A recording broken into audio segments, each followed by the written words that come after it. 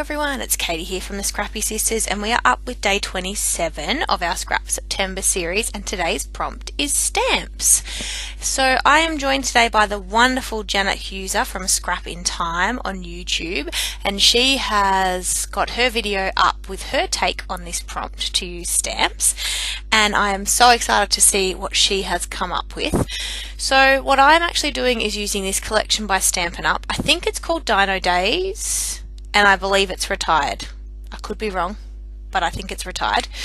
So I've got this stamp set and dies that match it, as well as paper. And I've used a cut file from the Confessions of a Paper Addict, which I have backed. And I am going to put this together using stamps as my main prompt. So I did want to use this cut file because I just wanted to add a little bit kind of extra to the layout. I've used these photos of my son, and he's wearing a little, I mean, it's not really a dinosaur outfit. It has spikes on it, and it's a super cute onesie, but it was bursting at the seams and it didn't quite fit, and his little leg zip popped open.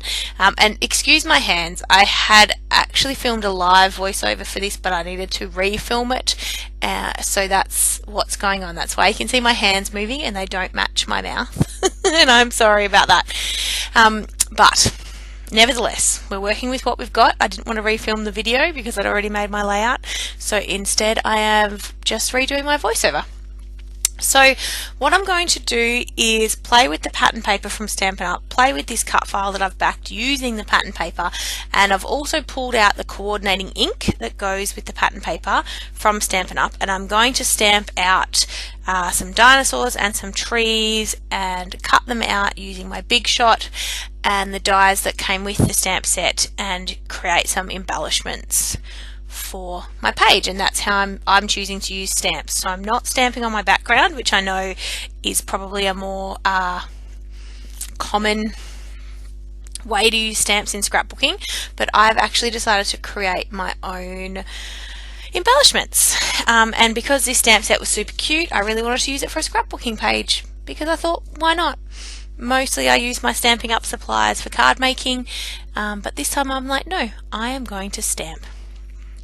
So I think I make 4 different dinosaurs, yeah, because that's what there are there. So I stamp all 4 dinosaurs, and then I stamp some trees, and I stamp the spikes that go along with the dinosaurs, and in lots of different colours. So you'll see me do that now. I won't stamp all of them on camera. I just stamp a couple of each, just so you can get an idea of what I'm doing, and then I'll show you some close-ups of how they all turned out at the end. Not at the end, but at the end of this little section of me stamping. So you can see I'm stamping out the tree leaves there just using a green ink. Don't ask me what kind of green, I can't remember. If you do want to know though, ask me in the comments and I will make sure I let you know the exact green that I used. It is possibly Mossy Meadow, I think it's called. And that's a very bright yellow. Called Pineapple Punch, I think. I don't know, Stampin' Up has weird names. And this is maybe Pool Party. This blue, it's very light and it didn't stamp particularly well, so I had to re-stamp it, but that's okay. That happens. If I was using a stamping platform, I could have just re-stamped.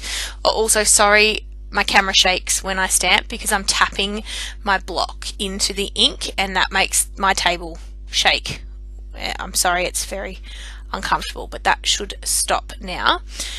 So here I am showing you my stamped images. I made a couple of mistakes, which I'm going to point out now. That one, and also up at the leaves, I accidentally dropped my block, which had some ink on it, so I just re-stamped some extra leaves. So that is all of them there, some palm trees, and those things are the spikes underneath that go with the dinosaurs. So I have stamped out all of that, and then I will cut them out on my Big Shot using the dies, and I will put them together and create some cute little embellishments, and then I will work on my embellishment clusters. Now, just to speak a little bit more about our September series, because this is a part where I was actually doing a live voiceover again, so hence why weird things are happening and it's not really matching up with my talking. But don't forget to go and check out Janet from Scrap in Time. She has taken her take on stamping, and I think that she will have used stamps as a background. I could be wrong, but I'm guessing that's what she will probably be doing, and stamping directly onto her page, unlike me who stamped and created these things using stamps. But I think it's cool to see the different ways that you can use stamps, and so I think, yeah, I'm super excited. So make sure you go and check out her video. I know Janet through the Secret Not Secret Kit Club, and she does a lot of layout shares using the Secret Not Secret Kit Club's online crops that happen every month. They have lots of challenges, so she posts a lot of layout shares for that, and she's got unboxings of her kits, and she does a lot of haul videos, so definitely go and check her out. She's lovely, and she makes great videos, so you should definitely go and check out her content, and everybody else's. So down below we'll have linked a playlist to all of the videos that we've released so far in September. So this is day 27, so we're almost at the end, only a few days left of September. I hope you've been keeping up with us. There's a lot of videos to watch, so the playlist is super handy because that is where everything is and will remain on our channel, so you'll be able to keep going back if you just want to watch them at your leisure. So all of our videos are there, plus everybody who joined us, all the special guests videos are there, and you will be able to just go back and watch through the playlist. So I should tell you quickly what I'm doing here. I have cut out 2 pieces of pattern paper from the Dino Days paper range, and I've decided to create 2 pattern paper strips down the left hand side of my page, and using these pattern papers as sort of like a focal point. So I'm just kind of sticking those together, and then I'm going to distress the edges just using some scissors. I don't have a distress tool, but I feel like scissors work just as well. So I am just distressing along the edges there, and then I'm going to attach that to my 12 by 12 piece of white cardstock, and then I need to snip off some of the other end just so that the whole layout is still 12 by 12 size. But because I didn't know exactly how much I needed to cut off, I'm just sticking it together first, and then I'm going to trim off the excess, if that makes sense. So that is what I am doing now. I really like the pattern paper that came in this range. I don't always love the paper that Stampin' Up makes for scrapbooking. Sometimes I find it's a bit too much, but I thought this range would be super cute for scrapbook layouts, and that's why I decided to use it. So you can see me there just trimming off the excess of the white to make sure that my layout remains 12 by 12 size. And now I'm going to work on how I might use this cut file. Now, while I was stamping out things and thinking, I decided that I didn't want to use the whole cut file as it stands now. I wanted to cut off some of it and just have it on the right hand side of the page, not use the whole cut file that I'd already backed. I just thought it was a bit much, so I decided to use the smaller piece, and so obviously I'll keep the other piece and I'll use it on a layout again at some stage down the track, but just for the moment I decided it was a bit too much and I only wanted to use a smaller amount. So I am sticking that to the page now, and then going to work on how I might put my layouts together. I think I work on backing my photos first, and I pull out some cardstock from my stash that actually does coordinate with the papers in the Dino range. So I think I back it with the green, which actually looking at that now is Old Olive, and the blue, which I think is Pool Party, as I said before. So the green's not Mossy Meadow. That, as I mentioned earlier, it's obviously Old Olive. So I am backing that now. So I'm backing it on white first, just plain white, and then I will back it onto the green and the blue cardstock, just to help make the photo stand out from the page a little bit. I wanted to put it on white just because it just helps, I think, draw your eye to the photo and sort of frames the photo a bit better. But then if I had have left it on white and stuck it down onto the page as is, it would have got a little bit lost because the background's so white. If I was using pattern paper as a background, then it wouldn't matter. I wouldn't need to necessarily layer it, but because I'm not using pattern paper and I'm using white, that's why I've decided to put the layers behind it. Just to give you, I guess, an explanation of my thinking. So you can see me there. I'm not using my trimmer to trim this, although it would have made a straighter line. I'm just using my scissors because, you know, I'm extra like that. I don't care if it's not perfectly straight. And then this is the final layout that I am adding behind my photo, and I don't cut my photo in half either. Sometimes I will separate my photos and have two smaller ones. In fact, that's probably what I do more often than not, but this time around I thought I would just leave them together.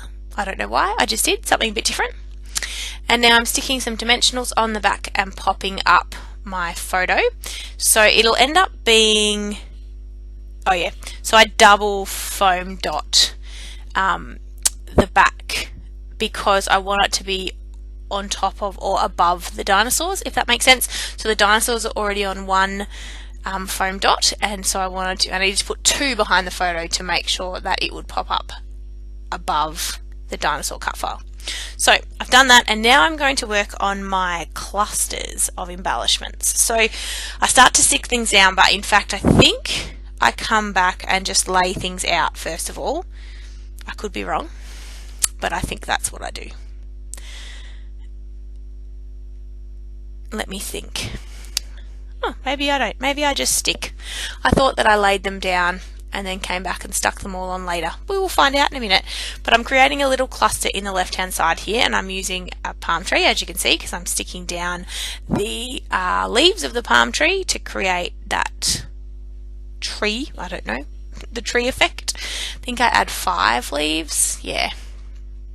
So I'm adding 5 leaves to that tree. So these are all the images that I stamped out earlier, hence my stamp prompt.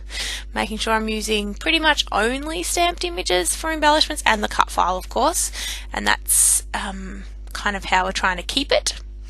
And then I'm sticking down a tree, so in the left hand side of the photo I'm going to create another embellishment cluster, and then I'm going to come back and create a final cluster on the right hand side of the photo, and then that will be it for my clusters. So I'll have 3 clusters, yeah, and they'll all have the palm trees and then dinosaurs, and that's how I'm going to make it work, or hopefully make it work. I hope you like it.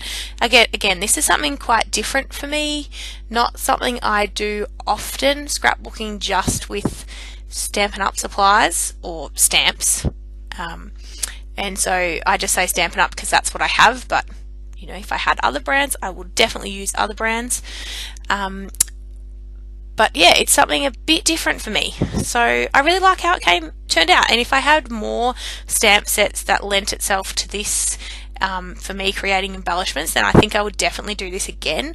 I think have a couple of floral stamp sets that sort of would let me create flowers that I could then cut out and use as embellishment pieces. So I think I definitely need to give that a try again, because I don't know, I think it's really effective, and it just uses a lot of things that you already have. You don't need to buy anything new. Like if you've already got the stamp sets, then you can totally make it work.